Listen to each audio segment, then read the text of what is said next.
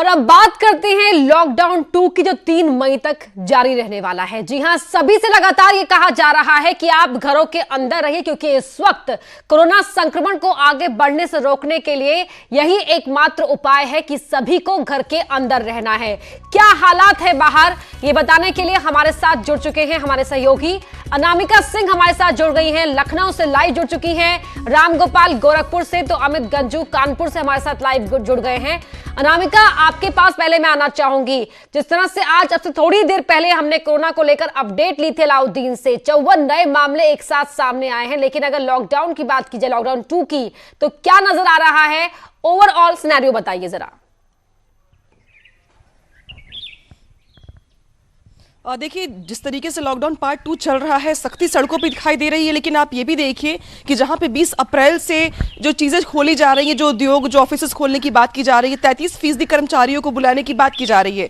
वहीं दूसरी ओर ये भी कहा जा रहा है कि अगर नए हॉटस्पॉट नहीं बनते हैं तो कुछ राहत दी जाएगी। लेकिन लखनऊ में हालात दिन पर दिन खराब होते चले जा रहे हैं।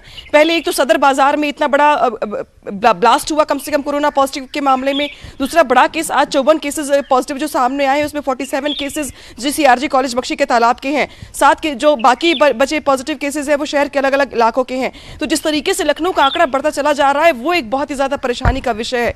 20 अप्रैल से ऑफिस खोलने की बात की जा रही है। लखनऊ में अगर बात की जाए तो बहुत सारे, चाहे अधिकारी की बात की जाए, चाहे वो बड़े बड़े भवनों की बात की जाए, वहां पर तैयारी शुरू हो गई है कि किस तरीके से काम शुरू किया जाए, कम से कम कर्मचारियों को बुलाया जाए, लेकिन काम कम से कम शुरू कर दिया जाए।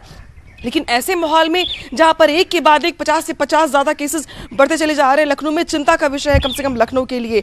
हालांकि जो हॉटस्पॉट्स हैं वो भी बढ़ गए हैं। सदर के बाद अब जो अगला हॉटस्पॉट होगा वो बख्शी का तालाब होगा। तो सड़कों पर सख्ती दिखाई दे रही है, लोगों को घरों से निकलने के लिए मना किया जा रहा है, लेकिन एक के बाद जो एक तबलीगी जमात के लोगों के जो कारनामे उजागर हो रहे हैं और एक के बाद एक कोरोना पॉजिटिव के मामले सामने आ रहे हैं, वो जिला प्रशासन के सामने, सरकार के सामने बड़ी चुनौती के तौर पर सामने आ रही हैं। इसके अलावा 20 अप्रैल की अगर बात की जाए, जिसको लेकर सरकार ने कमर कस ली है, तैयारियां शुरू कर दी गई हैं, उसके लिए लगातार समीक्षा हो रही है। ये भी ये कहा जा रहा है कि जो फैक्ट्रीज काम करेंगी 20 अप्रैल से, उनको पासेस दिए जाएंगे, उनके परिसर के आसपास ही उनके लिए पूरी व्यवस्था की जाएगी। प्रयास ये किया जाएगा कि जो मजदूर आ रहे हैं वो परिसर के अंदर ही रहें। तो एक तरफ जहां पे आप 20 अप्रैल से चीजें खोलने की बात कही जा रही है, तो वहीं बढ़ते मामले वाकई चुनौतियों को बढ़ाने का भी काम कर रहे हैं। रामगोपाल, गोरखपुर का क्या हाल है? जोन में है, अभी तक यहाँ पे कोरोना का कोई केस नहीं मिला है। अगल बगल के जिले महाराजगंज और बस्ती संत कबीर नगर की बात करें तो महाराजगंज में जो 6 जमाती थे वो अब कोरोना नेगेटिव उनकी जांच रिपोर्ट आ गई है, तो इसलिए गोरखपुर के लिए एक राहत की सांस है। लेकिन यहाँ पे भी जो 20 अप्रैल से छूट मिलनी है उसकी तैयारियां तेज हो गई हैं, और सबसे खास करके आरटीओ कार्यालय को खोलने की तैयारी चल रही है, क्योंकि जो BS4 मॉडल के गाड़ियां थी वो बिकनी बंद। तो 20 अप्रैल के मद्देनजर यहाँ पर तैयारियां चल रही है। राहत की बात यह कि गोरखपुर में कोई ऐसा मामला सामने नहीं आया। अमित गंजू, कानपुर की बात बताइए।